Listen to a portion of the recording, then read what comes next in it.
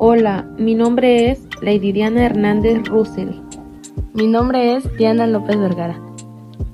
Hola, mi nombre es Orquídea Paloma Marciano Hernández y el día de hoy les vamos a hablar sobre el tema de Paulo Freire, una educación para la liberación.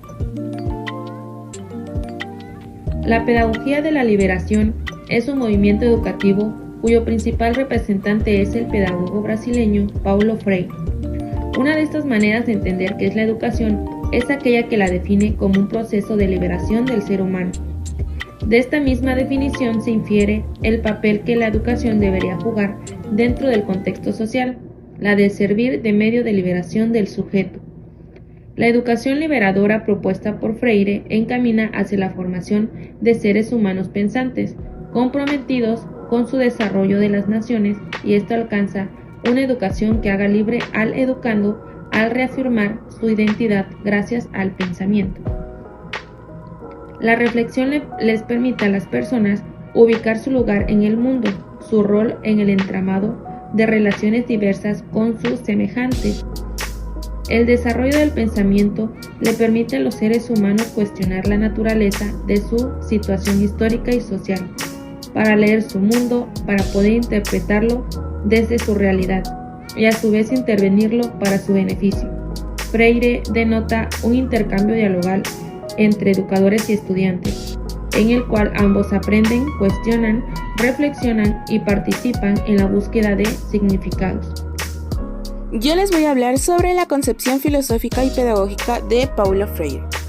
La función de la educación debía lograr en el máximo de ciudadanos un tipo de socialización que consistía realmente en la adaptación de los individuos al sistema social vigente y en la minimización de cualquier tipo de desviación ideológica. Estas concepciones dieron lugar a un tipo de práctica educativa que insistía en la modernización de los métodos e instrumentos destinados a transmitir el mismo tipo de contenidos y obtener un rendimiento más elevado. La visión filosófica de Paulo Freire se fue transformando en pedagogía en medida en que el autor fue descubriendo la necesidad urgente de realizar una obra liberadora a nivel de las conciencias, puesto que visualizaba que varias de las personas construían sus pensamientos conforme a esquemas o creencias culturales. Este mecanismo caracteriza a la conciencia oprimida, aquella de quien padece la explotación sin comprenderla ni analizarla, incluso justificándola. Por ejemplo, la gente tiene el pensamiento de que suceden las cosas porque Dios así lo quiso o por cosas del destino, aceptando el sistema que los esclaviza y aceptando su dominación sin buscar posibles soluciones o cambios.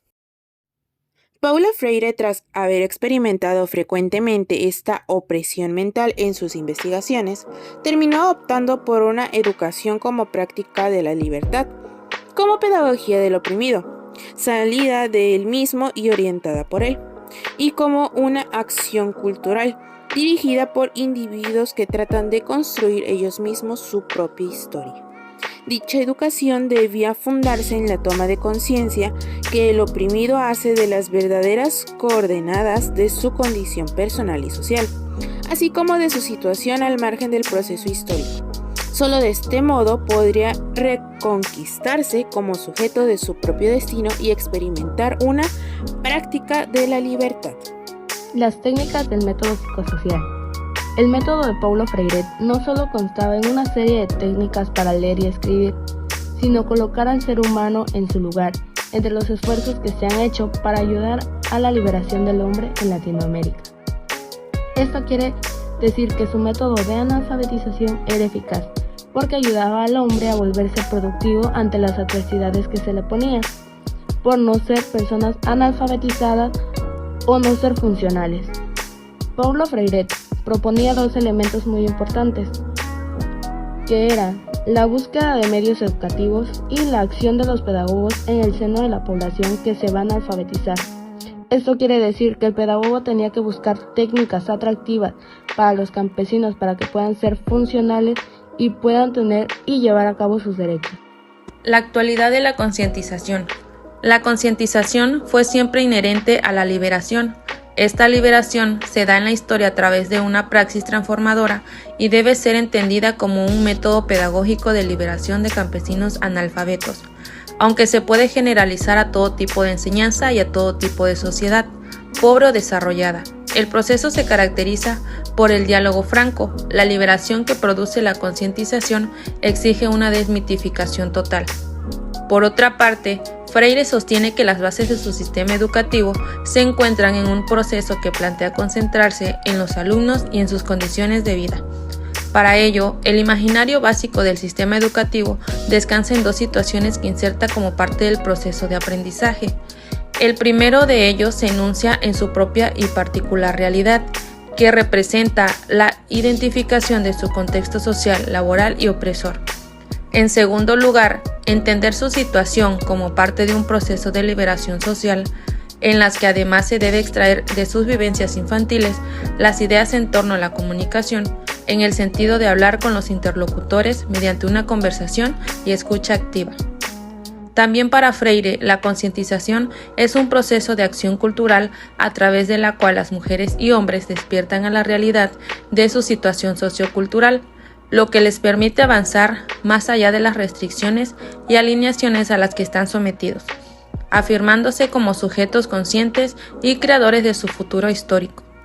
Este proceso, además de permitirles tomar conciencia de la realidad sociocultural que moldea sus vidas, admite la posibilidad de que las personas comprendan la magnitud del potencial que tienen para transformar la realidad y transformarse a sí mismo como parte de esa realidad.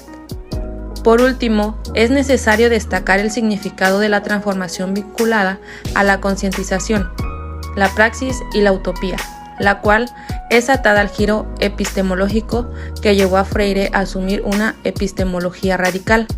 Es por esta razón por la cual Freire comenzó a orientar su análisis a la educación y a la política en el marco de situaciones históricas concretas, la lucha de clases y el apuntamiento ideológico de la pedagogía, y considerar a la educación como una forma de praxis revolucionaria en el contexto de un compromiso a favor de los oprimidos.